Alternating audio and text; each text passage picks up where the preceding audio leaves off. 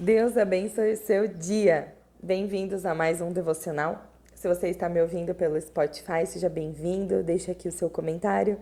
E se você está me vendo pelo YouTube, se inscreve nesse canal. Ativa o sininho para receber novas notificações.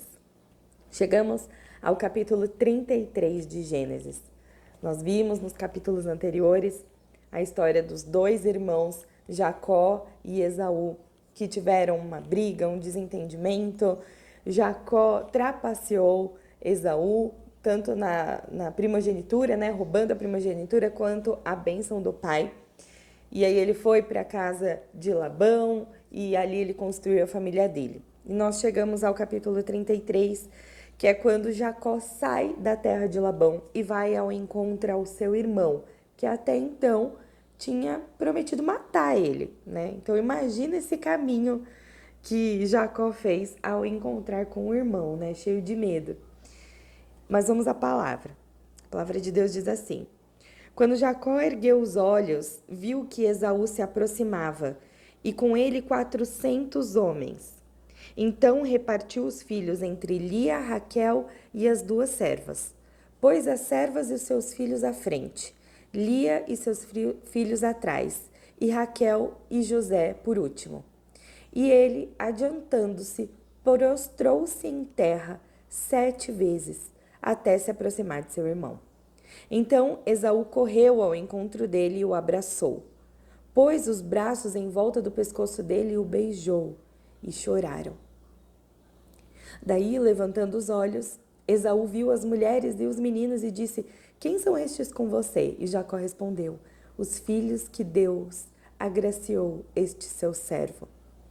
Então se aproximou as servas, elas e seus filhos se prostraram. Chegaram também Lia, seus filhos, e se prostraram, e por último José e Raquel, e se prostraram. Esaú perguntou: Qual é o seu propósito com todos esses grupos que encontrei? E Jacó respondeu: É para obter favor na presença do meu senhor. Então Esaú disse: Tenho muitos bens, meu irmão, guarde os que você tem. E Jacó insistiu: Não recuse. Se alcancei favor na sua presença, peço que aceite o meu presente, porque ver o seu rosto é como contemplar o semblante de Deus. E você me acolheu tão bem, portanto, aceite o meu presente, que eu lhe trouxe, porque Deus tem sido generoso comigo e eu tenho fartura. E insistiu com ele até que o aceitou. Então Esaú disse: Vamos partir e seguir viagem. Eu irei à sua frente. Porém Jacó disse: Meu senhor sabe que esses meninos são fracos, e eu tenho comigo ovelhas e vacas de leite. Se forçados a caminhar demais em um só dia, morrerão todos os rebanhos. Passe, meu senhor, adiante do seu servo. Eu seguirei aos poucos, no passo do gado que me vai à frente, e no passo dos meninos, até chegar o meu senhor em Seir. E Esaú respondeu: Então permita que eu deixe com você alguns dessa gente que está comigo. E Jacó respondeu: Para quê? Basta que eu alcance favor aos olhos do meu senhor. Assim, naquele dia, Esaú voltou para Seir pelo caminho por onde tinha vindo. E Jacó foi para Sucote e edificou para si uma casa. Fez cabanas para o seu gado e por isso chamou o lugar de Sucote. Voltando de Padã-Arã, Jacó, são e salvo, à cidade de Siquém, que está na terra de Canaã, e armou a sua tenda junto à cidade, à parte do campo, onde tinha armado a sua tenda. Ele a comprou dos filhos de Amor, pai de Siquém, por 100 peças de dinheiro, e levantou ali um altar, e lhe deu o nome de Deus, Deus de Israel. Amém. Amém. Que Deus fale aos nossos corações nesta manhã. Encontre no nosso coração terra fértil para que o Senhor ministre, para que o Senhor fale conosco. Queridos, nós vemos aqui a continuação da história. Jacó encontrando Esaú e uma história de perdão e reconciliação. Como Deus é misericordioso até para nos ensinar a perdoar, não é mesmo? Primeira lição aqui é no versículo 3, que Jacó, se aproximando do encontro do irmão, não sabendo o que esperar, né? Provavelmente esperando uma luta, uma guerra, Afinal, o irmão tinha tido raiva dele, né? Tinha ameaçado ele de morte. Mas ele foi e se prostrou na terra 7 vezes. Isso demonstra a mudança de caráter de Jacó. Ele fez uma reverência. Ele se humilhou primeiro na presença do Senhor, para depois se humilhar na presença do irmão. Diferente de tantas atitudes que Jacó já tinha feito contra o irmão, dessa vez ele se prostrou, ele se humilhou. E sabe, para a gente ter o nosso caráter mudado e moldado, muitas vezes nós precisamos nos humilhar. Nós precisamos reconhecer os nossos erros, nós precisamos entender que aqueles erros do passado já não fazem mais parte do nosso ser, porque depois que a gente tem um encontro com Deus, as pessoas precisam nos conhecer de novo. A gente nasceu de novo, a gente tem atitudes novas, a gente foi moldado. E sabe, Deus ele tem o desejo da reconciliação. Esse é o nosso ministério principal, o da reconciliação. Não só de nos reconciliarmos com pessoas que porventura tenham feito mal para nós, ou da gente se reconciliar com alguém que a gente teve alguma atitude errada, mas também da gente mostrar o caminho da reconciliação entre Deus e nós. Porque muitos brigaram com Deus aqui.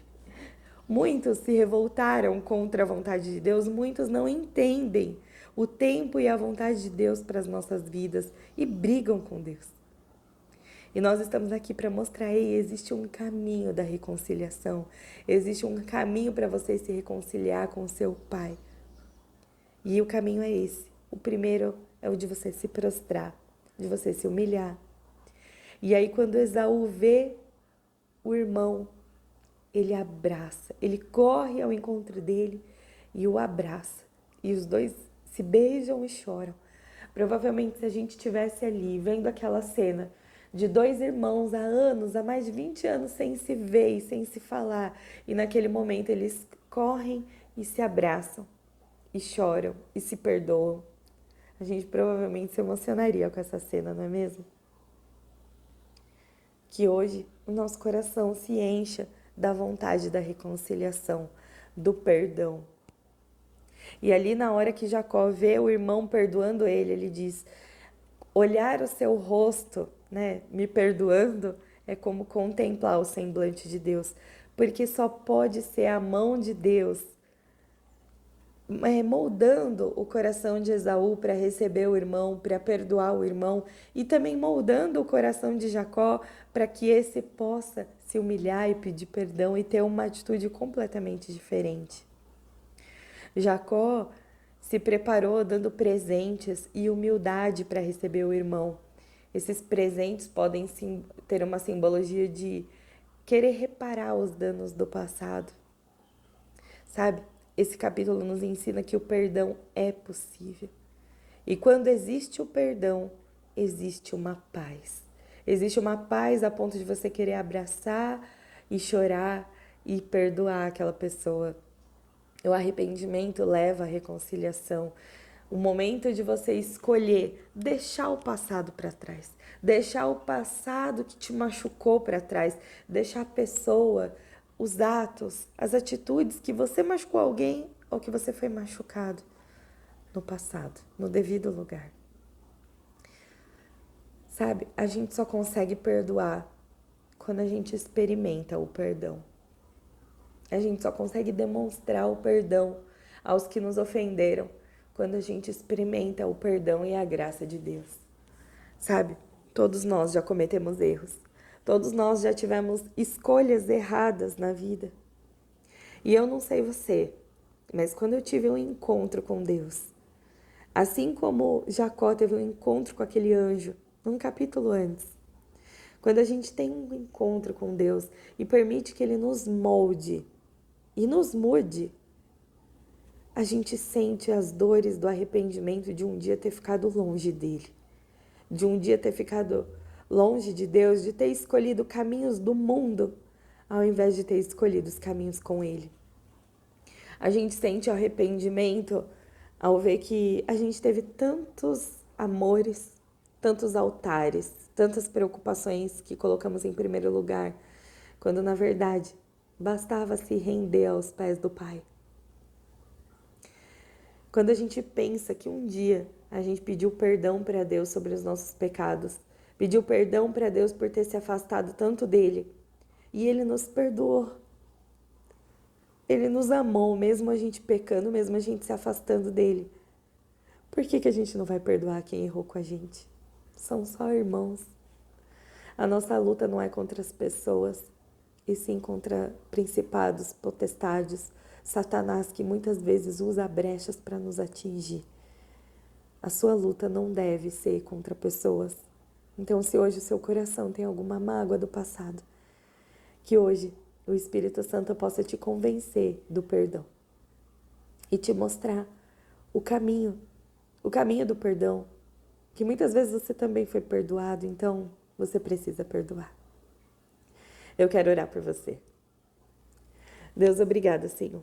Obrigada por esse dia, obrigada por essa oportunidade de estar na sua presença, obrigada por mais um dia, Senhor, obrigada por todos os livramentos desse feriado, obrigada porque nós escolhemos a boa parte, que é sentar aos teus pés, passar um tempo de qualidade contigo, ensinar e aprender sobre a tua palavra. Deus, que sejamos agentes da reconciliação, que nos ambientes onde estivermos nós plantamos a paz, o amor, o perdão, a reconciliação.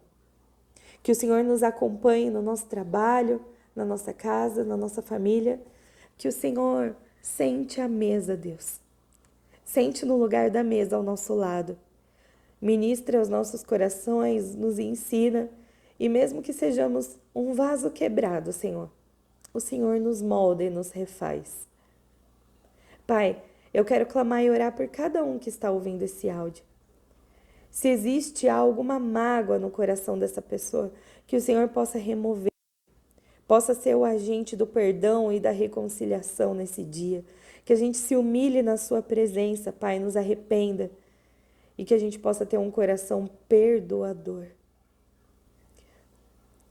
Que a tua graça venha sobre nós, para que o nosso coração seja parecido com o coração de Cristo. Que o nosso coração queime na presença de Jesus e que tenhamos um coração perdoador.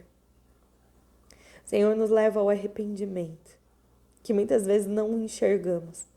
Nos convence do pecado e do arrependimento.